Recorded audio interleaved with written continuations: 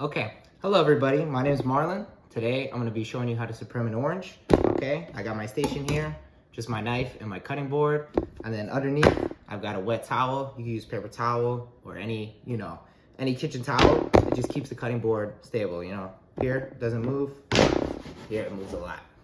So, supreming an orange is just a technique used for garnishes, for desserts, or even for like a summer salad. So even in a savory dish too. So I'm just gonna take both ends off the orange here. I'm gonna take as little as possible. This one could use just a little more. You just want to see just the flesh of the orange, so that's good. And then the bottom can be a little less. So I'm just gonna move these here. And so what you're gonna do is you're gonna follow the curvature of the orange. So your first cut is gonna be a little bit of a guess, just to kind of see where the flesh is and where the white membrane still is. So, it doesn't have to be perfect. You just want to reveal all of it.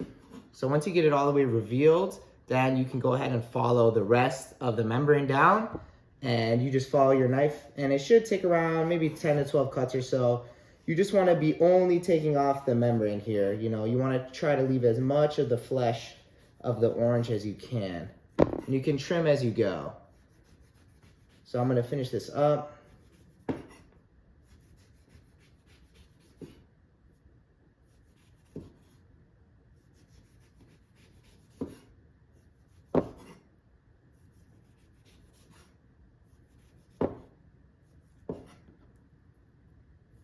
And take a little bit more off the bottom, so it wasn't exactly how I'd like. Okay. Another thing in the station, always make sure you have a place to put all your scrap. That way you can keep your cutting board nice and clean, and always able to have lots of space to work. So now you can see the orange, and you can see each of the slices and the little bit of membrane in between. So what I'm going to be doing is taking the knife here very slowly and just gliding it right along the membrane. Okay, so I'm going to do it first. Follow the first membrane and do this very carefully. You can also use a knife. It's a very small knife called a paring knife. It's a lot easier and a lot less risk to cut your hand, but I'm just using what I've got today. So once you make those two cuts, the orange will come out very nice here. You can trim, it doesn't have to be perfect. You can always work with your product after. And so here would be the supreme. So I'll do one more.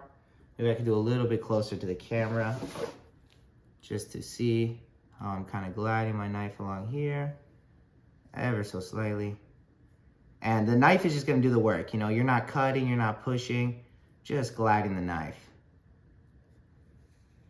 That's why it's very important to always keep a sharp knife.